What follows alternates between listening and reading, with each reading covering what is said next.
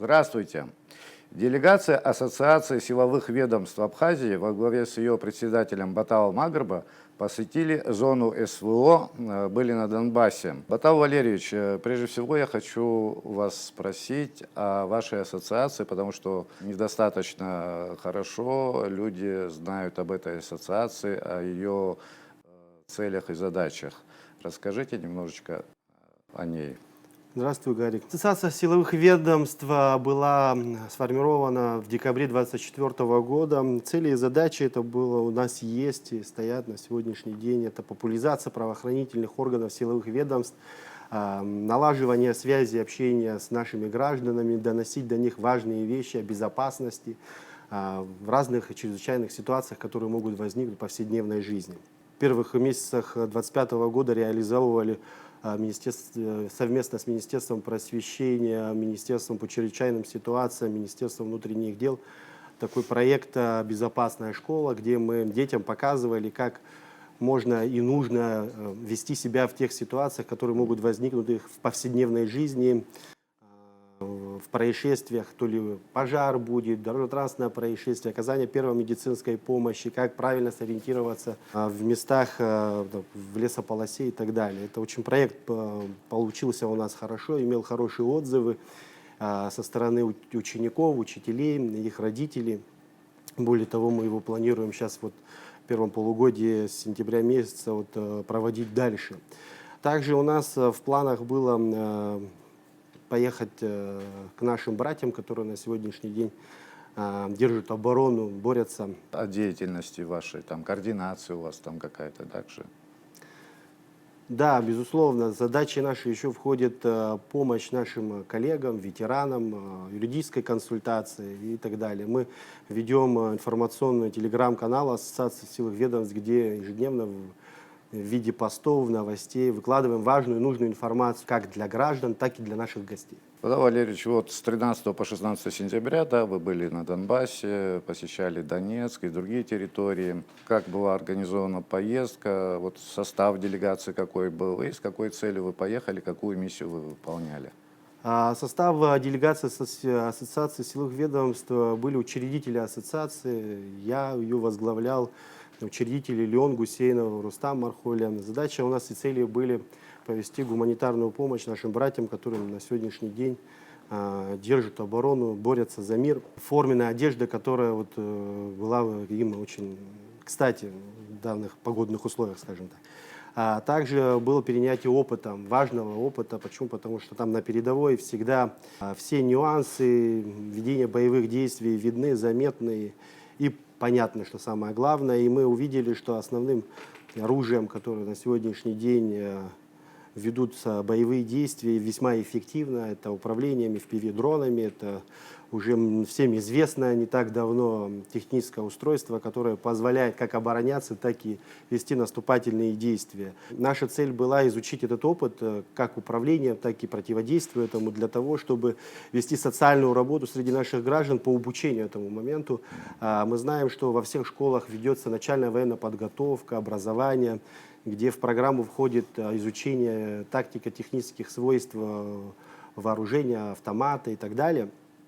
Но мы видим, как в сегодняшний день меняются военные технические средства, и хотим донести до наших граждан и сделать так, чтобы это было в наших образовательных программах, что непосредственно обучение в школах, и в первую очередь хотим это сделать у нас в ассоциации, открыть класс, где будут обучаться молодые люди, все желающие, кто этим хочет обучиться, управлению FPV-дронами. Там для этого необходимо порядка 20 компьютеров, программное обеспечение для начала и несколько аппаратов.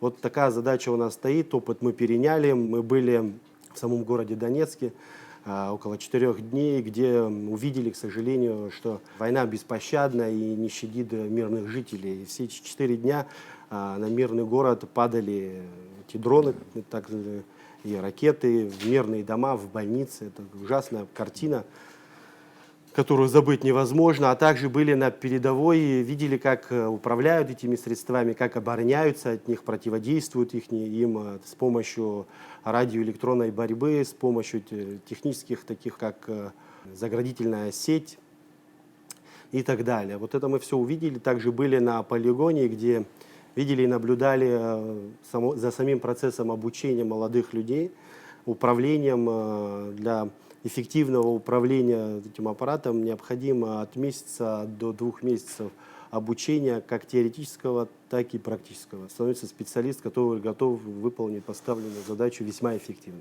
Может быть, нужно обратиться к старому опыту вот, клубов ДОСААФ, например. Может, в нашей стране тоже вот создать подобные какие-то клубы, где будут обучаться там разным специальностям, в том числе и с FTP-дронами, как управлять, и какие-то другие специальности. Там же из нашей республики много участников боевых действий на СВО.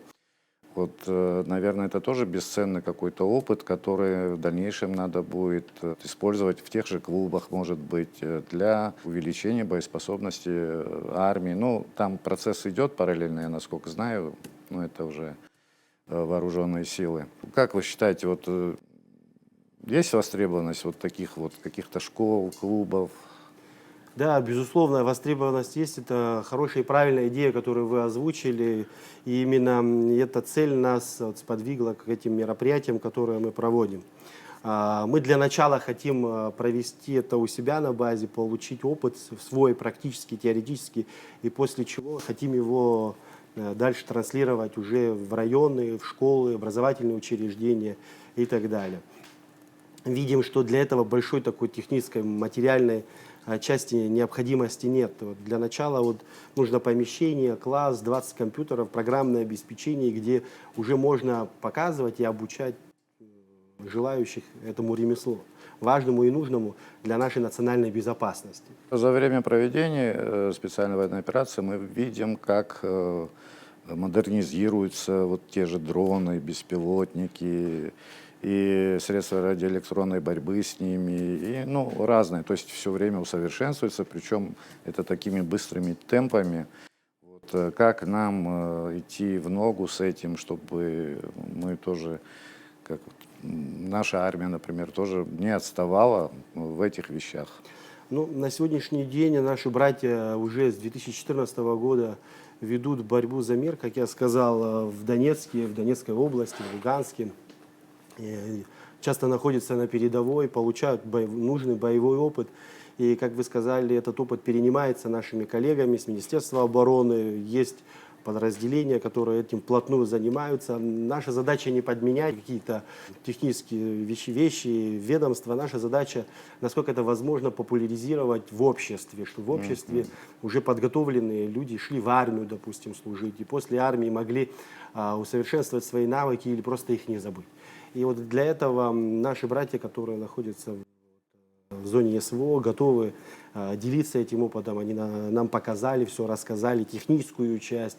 Сегодняшний день ведение боевых действий формирует ежедневные изменения в лучшую сторону, совершенствуют те же радиоэлектронную борьбу против FPV-дронов, увеличивают дальность их действий. И это надо держать всегда в тренде для того, чтобы соответствовать сегодня всем тем изменениям, которые происходят. Вы побывали в Донецке, вот где вы говорите, мы и по новостям видим, что там ежедневно прилетают снаряды по мирным домам и социальным объектам. Каков настрой граждан, жителей? Что вы увидели? Какие у них вот настроения? Вот как вообще жизнь проистекает на этих территориях? Ну да, мы, находясь на предфронтовой территории, в Горловке были, в Артемовске были, в самом Донецке, в Луганске, в других районах, где люди поражают своим несломимостью духа, которые не опускают руки и сегодня выстраивают, несмотря на то, что ежедневно подвергаются обстрелам мирной жизни, ведут мирную жизнь, отстраивают все, что рушится и ломают с помощью ракет и дронов. Люди очень крепкие духом, которые своим духом поддерживают всех, кто стоит на линии соприкосновения. Вы планируете в дальнейшем подобные поездки, там, гуманитарные акции какие-то? Да, безусловно, планируем. Эту гуманитарную акцию мы смогли организовать благодаря наших друзей, которые оказали нам материальную, техническую, финансовую помощь для доставления груза в зону СВО. На сегодняшний день у нас стоят задачи, которые мы хотим осенью реализовать. И еще один груз доставить в зону СВО. Работаем, дай Бог нам силы и возможностей, чтобы мы смогли эту цель довести до конца. Я думаю, что у нас это получится. А вот так вот в общении с бойцами нашими, да, вот по их настроению, как вы считаете, близок ли конец войны? Вот, когда это примерно Ну, может скажу вам завершиться? честно, боевой несломимый дух внушает уверенность, что победа будет за нами. Дай Бог. Спасибо. Спасибо.